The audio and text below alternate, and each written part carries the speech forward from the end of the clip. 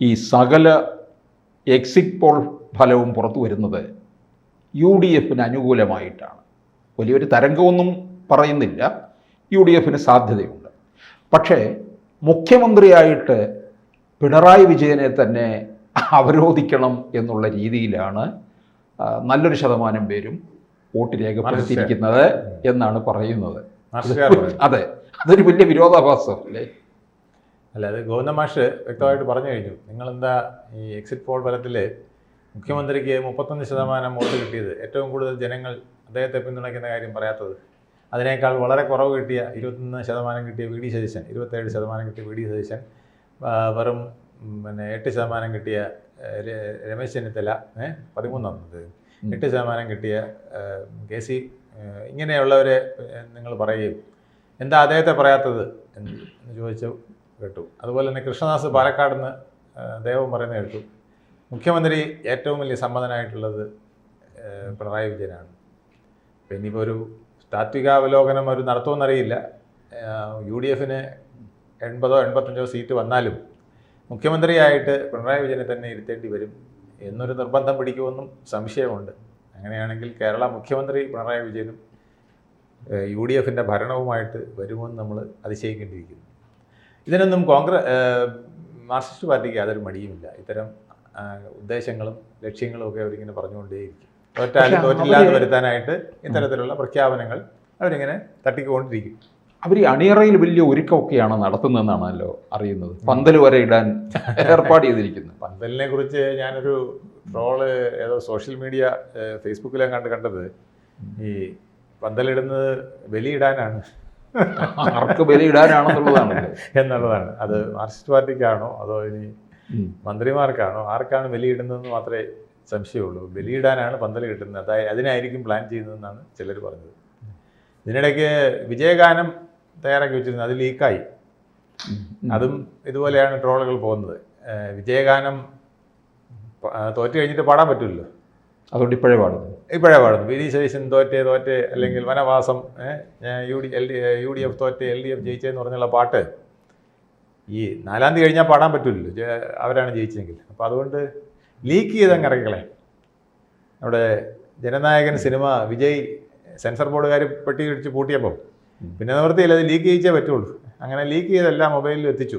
അതാണ് ജനനായകൻ്റെ വിജയത്തിൻ്റെ ഒരു കാരണം. വിജയുടെ ജനനായകൻ സിനിമ പുറത്ത് വിട്ടതാണ്. അതുപോലെ ഇപ്പോൾ LDF വിജയിച്ചെന്ന് പറഞ്ഞിട്ടൊരു ഗാനവും കൂടെ ലീക്ക് ചെയ്ത് പുറത്ത് വിട്ടിട്ടുണ്ടെന്നാണ് പറയുന്നത്. ഇത്തരത്തിലുള്ള നിരവധി കാര്യങ്ങൾ LDF ചെയ്യും. അവരുടെ ഒരു ശൈലി അതാണ്. എപ്പോൾ വേണേലും ഞങ്ങൾ ജയിച്ചു, ഞങ്ങൾക്ക് കോട്ടം വന്നിട്ടില്ല എന്ന് സ്ഥാപിക്കുക അവരുടെ ഒരു ആവശ്യമാണ്. പക്ഷേ എന്തായാലും കേരളം പോയാൽ വലിയൊരു ഗതികേട്ടിലേക്കാണ് പോകുന്നത്. പാർട്ടി ഒരിടത്തും അധികാരത്തിലില്ലാത്ത ഒരവസ്ഥ. കഴിഞ്ഞ ഒരു 70 വർഷമായിട്ട് മാർക്സിസ്റ്റ് പാർട്ടിക്ക് ഇത്തരം ഒരു ഗതികേട് സംഭവിച്ചിട്ടുണ്ടാവില്ല. എവിടെയെങ്കിലും ഒന്നുകിൽ ബംഗാളിൽ കാണും, അല്ലെങ്കിൽ ത്രിപുരയിൽ കാണും, അല്ലെങ്കിൽ വേറെ എവിടെയെങ്കിലും കൂട്ടുമുന്നണിയായിട്ടെങ്കിലും കാണും. ബംഗാളിലും ത്രിപുരയിലും സ്ഥിരമായി ഉണ്ടായിരുന്നതാണ്, അല്ലെങ്കിൽ കേരളത്തിൽ കാണും. പക്ഷേ ഇതിപ്പം 3 സംസ്ഥാനങ്ങളിലും ഒരു വേരുമില്ലാത്ത അവസ്ഥയിലേക്ക് പോകുമോ എന്നുള്ള ഒരു ഭയവും പാർട്ടിയിലെ ഇത്തവണ പോയാൽ പലർക്കുമുണ്ട്. പിന്നെ പുനർജനിച്ചു വരാൻ പ്രയാസപ്പെടും അല്ലേ? അതങ്ങനെയാണല്ലോ. കാരണം ഇതിൻ്റെ സിസ്റ്റം പോയി. ഞാൻ പലപ്പോഴും പറഞ്ഞതാണ്, ഈ മാർക്സിസ്റ്റ് പാർട്ടിക്ക് ഒരു സിസ്റ്റം ഉണ്ട്. ആ സിസ്റ്റം ഫെയിൽഡായി. നമ്മൾ ഭരണത്തിൽ സിസ്റ്റം ഫെയിലിയർ ആയ പോലെ പാർട്ടിയിലും സിസ്റ്റം ഫെയിലിയർ ആയിട്ടുണ്ട്. പാർട്ടിയുടെ മുകൾ മുതൽ താഴെത്തട്ട് വരെയുള്ള ഒരു ചലനശക്തി ഇല്ലാതായിരിക്കും. അത് പാർട്ടിയുടെ അണികളുടെ പൾസ്, ജനങ്ങളുടെ പൾസ് അറിയാത്ത പലരും പാർട്ടിയുടെ പ്രധാന സ്ഥാനങ്ങളിൽ കയറിയിരുന്ന് എന്നാൽ ഇതൊക്കെ അറിയാവുന്ന പലരെയും ചവിട്ടിത്താഴ്ത്തി ഒക്കെ പോയിട്ടുണ്ട്. അതാണ് പാർട്ടി ഇന്ന് അനുഭവിക്കുന്ന ഏറ്റവും വലിയ ദുർഗതി. അതിനി കറക്റ്റ് ചെയ്തുകൊണ്ടുവരാൻ വലിയ പാടാണ്. അത് ബംഗാളിൽ കണ്ടില്ലേ, ത്രിപുരയെ കണ്ടില്ലേ? ചില്ല് കൊട്ടാരം ഉടഞ്ഞു പോയാൽ പിന്നെ ഇതെല്ലാം കൂടെ കൂട്ടി യോജിപ്പിച്ച് ഏത് ഫെവിക്കോളും ഗിഫ്സും വെച്ചാലും ഇത് ഓട്ടി നേരെ നിൽക്കില്ല. വലിയ ശ്രമകരമായ ജോലിയാണ്. കേരളത്തിൽ അങ്ങനെ സംഭവിക്കില്ല എന്ന് നമുക്ക് പ്രതീക്ഷിക്കാം. കാരണം ഇവിടെ വേര് ഭയങ്കരമാണ്. അതുകൊണ്ട് ആ വേരിൽ ഇത് വീണ്ടും കിളുത്ത് വരുമായിരിക്കാം. ഇത് ജനങ്ങളാണ് തീരുമാനിക്കേണ്ടത്. ഗോവിന്ദ മാഷ് പറഞ്ഞ പോലെ 2026 മെയ് 4-ാം തീയതി നിങ്ങൾ കാത്തിരിക്കേ, അന്നിവിടെ അറിയാം. ഈ പിണറായി വിജയന് അനുകൂലമായിട്ട് 31% പേർ രംഗത്ത് വന്നു എന്ന് പറയുന്നുണ്ട്. എനിക്ക് തോന്നുന്നു കോൺഗ്രസ്സിൽ ഈ നിരവധി പേർ നിൽക്കുന്നുണ്ട്. LDF പിണറായി മാത്രമേ ഉള്ളൂ. അതെ. അപ്പോൾ ഈ UDF കോൺഗ്രസിനകത്ത് നിൽക്കുന്ന പലരിലേക്കും ഈ അഭിപ്രായം വിഘടിച്ചു പോയി എന്നുള്ളതല്ലേ? അതിനുള്ള സാധ്യത കൂടുതലാണ്. പക്ഷേ ശൈലജ ടീച്ചർക്ക് വേണ്ട 9% കിട്ടിയിട്ടുണ്ട്. അപ്പോൾ അവിടെയും ഉണ്ട്. അതപ്പോൾ 40%. അല്ല, ശൈലജ ജയിച്ച് വരുമോ എന്ന് തന്നെ കണ്ടറിയണം. അല്ല, അത് വലിയ പാടാണ്. പ്രതിപക്ഷത്ത് ഈ പറഞ്ഞ പോലെ സ്പ്ലിറ്റ് ഉണ്ട്. 27% VD സതീശന്, അതുപോലെ ഒരു 9% രമേശ് ചെന്നിത്തലയ്ക്ക്, 5 മുതൽ 8% വരെ ശശി തരൂരിനൊക്കെ പറയുന്നുണ്ട്. ഇതിൻ്റെയും താഴെയായിട്ട് KC വേണുഗോപാലിൻ്റെ പേരും പറയുന്നുണ്ട്. അപ്പോൾ ഈ അവസാനത്തെ ആൾ ഒന്നാമനാകുമോ എന്നറിയില്ല. ഇതിനിടെ കുഞ്ഞാലിക്കുട്ടിയുടെ കാര്യവും ഒട്ടും മോശമല്ല. അദ്ദേഹത്തിന് വേണ്ടിയിട്ടും ആൾക്കാർ തള്ളുന്നുണ്ട്. ഇന്ന് ആരോ ചോദിക്കുന്ന കേട്ടത് ലിൻഡോ ജോനാണെന്ന് തോന്നുന്നു. ലിൻഡോ ജോൺ ചോദിച്ചത് EMS മുഖ്യമന്ത്രിയാകാമെങ്കിൽ എന്തുകൊണ്ട് കുഞ്ഞാലിക്കുട്ടിക്ക് ആയിക്കൂടാ? അതൊരു വല്ലാത്തൊരു ഒരു ഇതാണ്. EMS നമ്പൂതിരി ലീഗ് ഉണ്ടാക്കിയിട്ടല്ല അദ്ദേഹം കേരള മുഖ്യമന്ത്രിയായത്. അദ്ദേഹം കമ്മ്യൂണിസ്റ്റ് പാർട്ടിയുടെ നേതാവായിട്ടാണ് മുഖ്യമന്ത്രിയായത്. നമ്പൂതിരി ലീഗ് ഉണ്ടാക്കിക്കൊണ്ടുവന്നെങ്കിൽ പറയുന്നത് ശരിയാണ്, താരതമ്യം ചെയ്യുന്നതിൽ തിരക്കേടില്ല. ഇത് മുസ്ലിം ലീഗിൻ്റെ നേതാവിന് ഒരു പൊതു വിപ്ലവ പ്രസ്ഥാനത്തിൻ്റെ നേതാവിനെ കൂടെ കമ്പയർ ചെയ്യുന്നത് ശരിയല്ല. അപ്പോൾ ഇങ്ങനെയൊക്കെയുള്ള ന്യായങ്ങൾ പറയുന്നവരും UDFനകത്തുണ്ട് എന്നുള്ളത് ഞാൻ പറയുമായിരുന്നു. അപ്പോൾ ഇത് വരാനിരിക്കുന്ന പൂരം എന്തായാലും തൃശ്ശൂർ പൂരത്തിൻ്റെ വെടിക്കെട്ട് അവിടെ നിന്നതിൽ ആരും വിഷമിക്കേണ്ട. ഇന്ദിരാഭവനിൽ അത് നടക്കുമെന്ന് നമ്മുടെ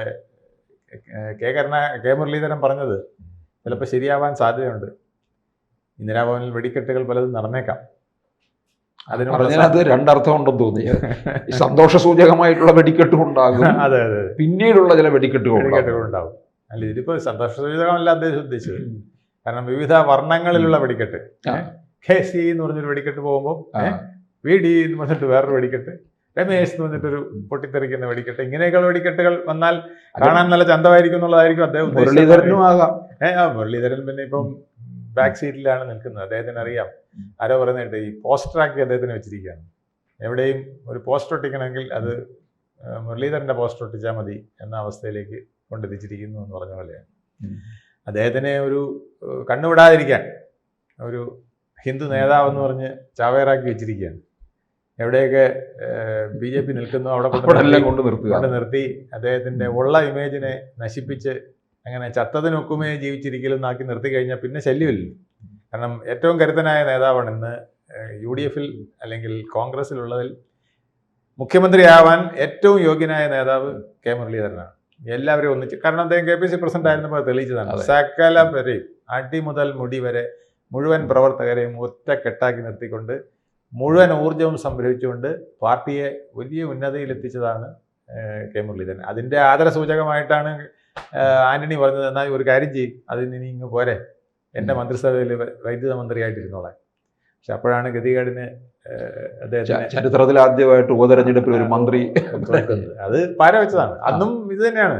മുരളീധരൻ അവിടെ നിന്ന് ജയിച്ചേനെ. മുരളീധരനെ മറ്റെല്ലാ ഗ്രൂപ്പുകാരും കൂടെ പാര വെച്ചു. കാരണം ഇദ്ദേഹം LCT മന്ത്രിയായി കഴിഞ്ഞാൽ അടുത്തത് മുഖ്യമന്ത്രിയാണ്. അപ്പോൾ ഉമ്മൻചാണ്ടിക്ക് വരാൻ പറ്റില്ല. പിന്നെ ഇനി ഒരിക്കൽ വേറെ പിന്നെ ഒരു കോൺഗ്രസ് നേതാവിനും വരാൻ പറ്റില്ല. ഇപ്പോഴും വടക്കാഞ്ചേരിയിലാണ് മത്സരിച്ചത്. മൊയ്തീനായിരുന്നു അന്നത്തെ നമ്മുടെ KC മൊയ്തീനായിരുന്നു അദ്ദേഹത്തിന് എതിരായിട്ട് നിന്നത്. അന്ന് അദ്ദേഹം വെറുതെ ഒരു ചെറിയ മനുഷ്യനായിരുന്നു. അവിടെ ഒരു ഏരിയ കമ്മിറ്റി സെക്രട്ടറി മറ്റോ മാത്രമായിരുന്നു.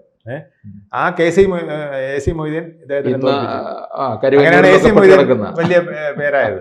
അതെ അതെ, AC മൊയ്തീൻ പിന്നെ മന്ത്രിയായി, സഹകരണ വകുപ്പ് പിടിച്ചു.